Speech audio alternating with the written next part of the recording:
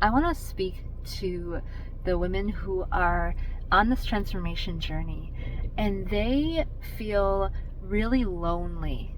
Just almost there's a grieving loneliness, and it can feel really empty. And I want to speak to that because it's a really important phase and place and season. And it's almost like a threshold. When I was just starting out on this real awakening transformation, I was deep at my bottom. What I did was I pulled away from everything familiar, all the communities, all the places that I had been a part of. I pulled myself out of, and I cocooned myself into this deep place of silence. And the reason I did that was because I needed to learn to listen to my own voice again. And that's the part of transformation that can feel like a lot of death and loss. Because when you're awakening to your fullness and you're done dimming your light, you get so angry from the pain that you're done dimming. You want to fully express yourself. You want to become your true self and truly express that out in the world.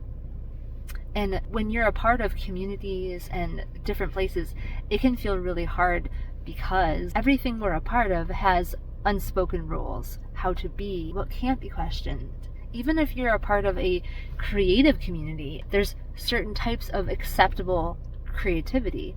And whether it's a church, whether it's a job, changing can feel so hard because we're going to meet quickly with that resistance when we start to question, we start to speak out what feels true when it doesn't abide by the unspoken rules. And I don't think we talk enough about that loneliness factor.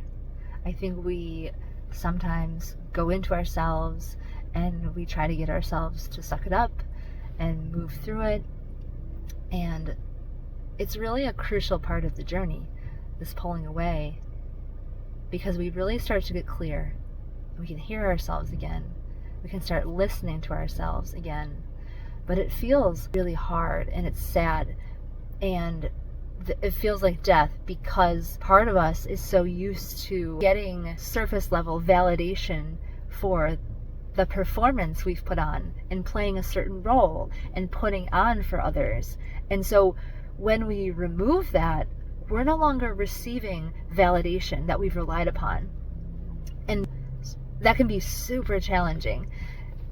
But it's also like a threshold to your true freedom.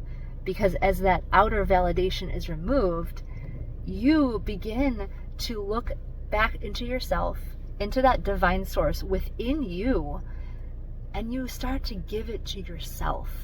You start to learn to have a conversation with your own inner parts. And it's so cool because that part of you starts to get louder. And you lessen your need for that outer validation. And as you are able to lessen that, because let's be honest, we're all conditioned to work and live and need that approval, the praise, and the validation. And we live as a tribe of humans. We want to feel part. We don't want to feel rejected or outside the circles. So we abide by the rules. But that stifles who we are. And so as you break out of that, you strengthen your inner self as you learn to validate your own voice, as you learn to give yourself praise and approval and love and compassion and empathy for all those unheard parts of you that you stifled and that you silenced when you were showing up as a certain version of yourself with your masks and your performance and your perfection, maybe being small, maybe being silent. Maybe you didn't really have people before, and that changing feels even harder because you've already felt lonely, but it feels like now nobody will get you. And so I want to speak to that too, because as you are unfolding and remembering who you truly are and stepping out in that, you're going to resonate and you're going to attract the people that are on that journey with you.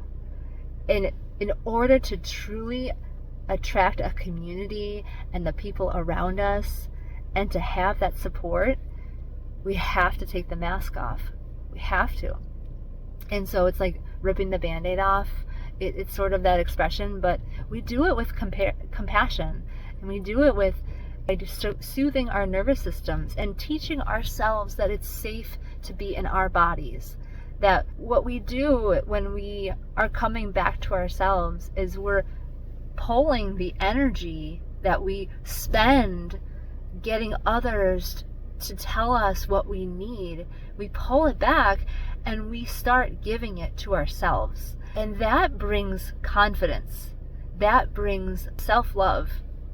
That helps us start to step out as more and more of our authentic selves, expressing ourselves.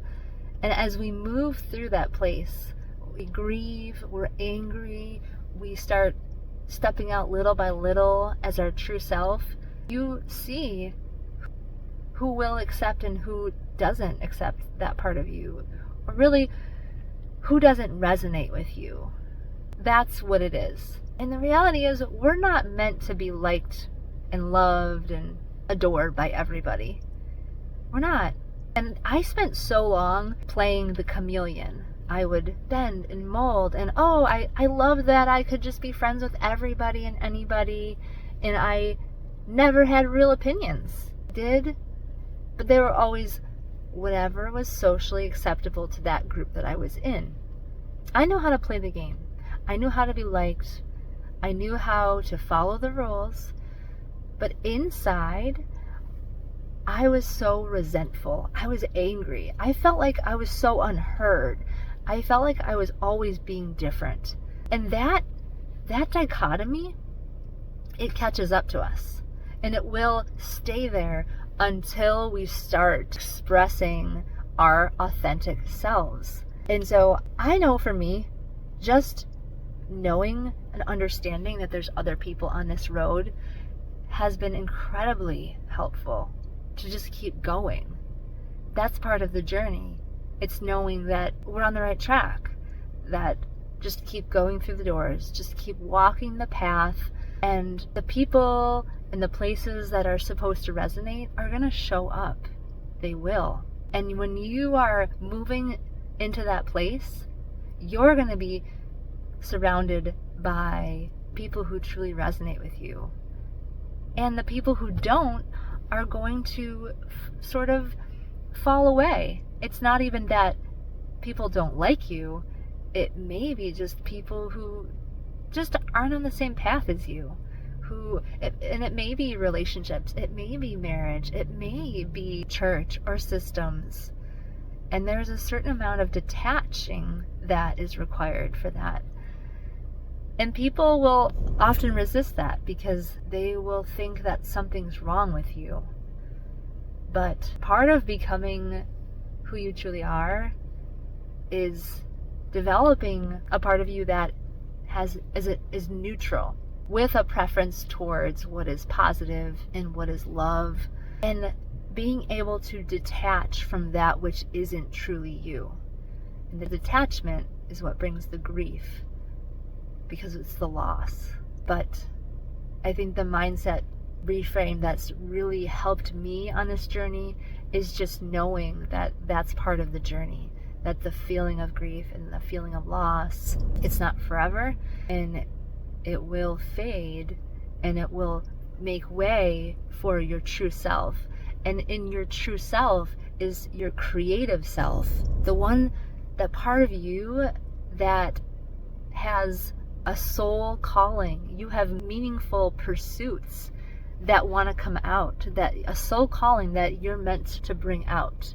And as you move through this process, that calling within you, those purposes that you were made for, the message, your voice, who you truly are, you have amazing things to bring to the world.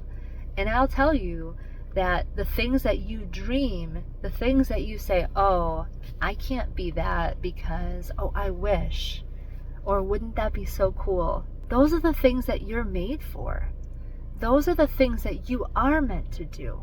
And as you step into your authentic self, you will begin to see that it is available to you, that you are worthy of that life, that you are capable of going after those dreams. It's not that you are incapable of your dreams.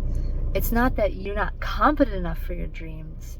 It's that you have been over-conditioned to doubt yourself and to play small. And that's the part that you are reclaiming, that you are able to go after those dreams. Those are yours to claim. Because if they're in you, one of my favorite authors and speakers, Bob Proctor, says, if it's in you, it's meant for you. That's what dreams are. They begin in the mind and the imagination. That's where every part of matter and life and idea and invention and business and calling comes from. It starts in the imagination. It starts with a dream. And you have them. We all have them. But it's going to require you to move through this process of shedding off all that's not meant for you, all the masks, removing yourself, detaching from those false parts of you that you've played to be safe, to fit in, to get approval. And so I just want to encourage you, if you are on this journey, keep moving through the grief. Keep moving, even if you feel lonely, because there's so many of us going through this process and reawakening and reclaiming that truth in us and remembering who we truly are. So keep going. You're doing great. It's hard sometimes, but we're going to keep shifting and believing and moving. I'm with you, and I love you.